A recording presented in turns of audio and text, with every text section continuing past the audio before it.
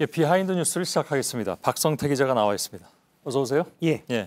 첫 번째 키워드를 보죠. 네, 첫 키워드는 승리 입대 D-7으로 잡았습니다. 이게 지금 어떻게 될지 모르는 거 아닌가요? 예, 현재까지는 확실치가 않습니다. 예.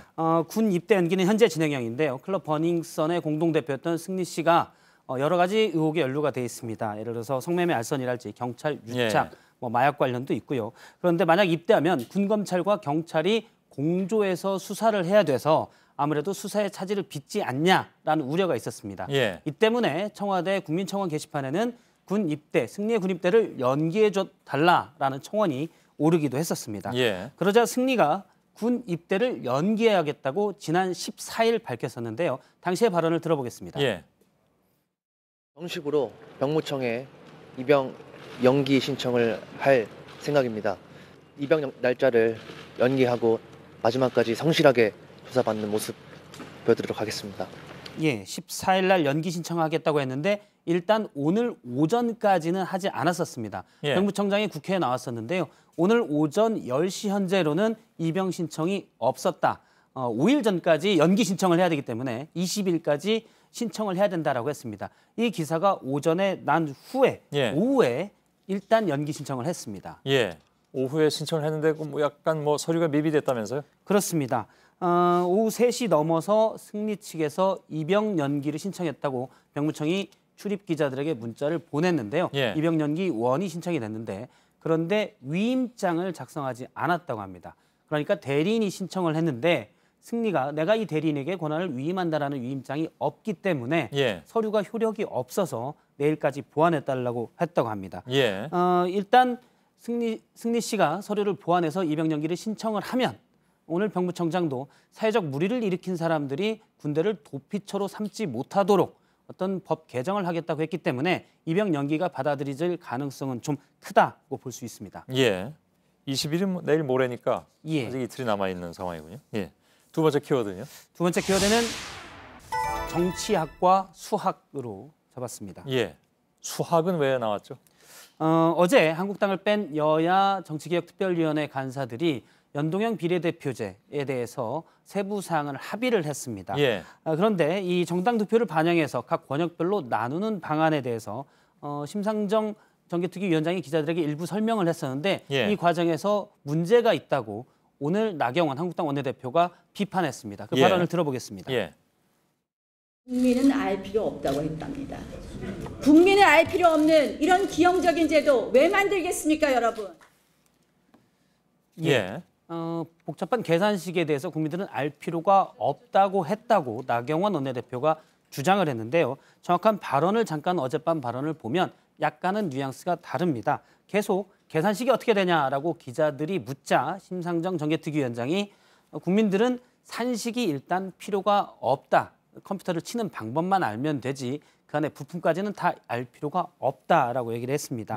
그러니까 사실 이 복잡한 산식에 대해서 어젯밤에 국회 복도에서 설명하기도 좀 복잡하고 쉽지가 않기 때문에 그 산식을 다 알 필요는 없다. 다 알아야 될 필요는 없다. 이렇게 설명하는 건데 약간 뉘앙스는 다른 겁니다. 근데 그게 복잡하긴 하더군요. 보니까 계산식이라는 게. 예, 그렇습니다. 제가 잠깐 그 복잡한 산식을 가지고 나왔는데요. 각 정당 권역별 비례대표 의석수입니다. 보기만 해도 약간 복잡해지는데요. 어지럽네요. A 플러스 B가 있고요. A와 B를 합하면 어쨌든 권역별 비례대표 의석수가 나온다는 겁니다. 저도 약 40분 정도. 두리뭉술이 넘어가는 것 같습니다. 제가 40분 정도 설명을 듣고 이해를 했는데요. 1시간 정도 설명을 하면 많은 이해는 할 수 있습니다. 핵심은 그렇습니다. 각 권역별로 각 권역별 정당 득표율에 따라서 해당 정당이 얻어야 될 의석수가 있는데 이미 확보한 지역구 의석수를 빼고 준연동형으로 나머지 비례대표를 충원해 주겠다라는 게 핵심입니다. 표현이 좀 어렵게 되는데 차분히 이해를 하면 그 설명입니다. 좀 차분히 보겠습니다, 나중에. 그래서 지금 이제 복잡한 산식이기 때문에 오늘 민주평화당 현 의원은 천재도 저건 알 수 없다라고 얘기했는데 어쨌든 정당에서는 보통 의석수를 나누거나 또 선거구 획정이라서 선거구를 만드는 일이 있기 때문에 대부분의 선거구를 나누는 일은 복잡한 수학이 결부된다라고 설명했습니다. 알겠습니다. 그나저나 저렇게 잠정 합의까지 갔는데 결국 이제 그 못 올릴 가능성도 지금 생기고 있잖아요. 예, 일부 정당에서 그러니까 바른미래당이나 민주평화당에서 예, 일부 의원들이 패스트트랙에도 반대하고 아무래도 권역별 연동형 비례대표제를 하면 각 지역의 의석수가 줄어들기 때문에 예, 반발이 예. 좀 있습니다. 알겠습니다. 마지막 키워드 열어보죠.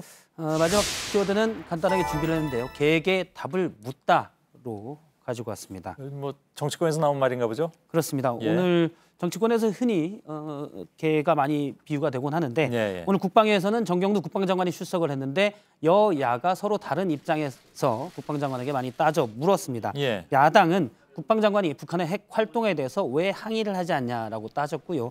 여당은 북한의 미사일 발사 움직임이라고 많이 표현하는데 일부 움직임 있는 게 꼭 기능의 복구를 얘기하는 건 아니지 않느냐라고 물었습니다. 예. 이 와중에서 김중로 의원이 정경두 장관에게 개를 빗대 좀 따지기도 했습니다. 들어보겠습니다. 예. 아니, 지나가는 개한테 물어보세요. 한미동맹이 지금 좋은가? 예? 솔직히 얘기해 보세요. 이게 지금 아니, 무슨 스펙 쌓기 위해서 장관하는 거 아니니까. 의원님, 예. 예, 안희 의원님하고 말린 거는 안규백 국방위원장입니다. 예, 예. 언어를 좀 정제해서 써달라고 했는데요.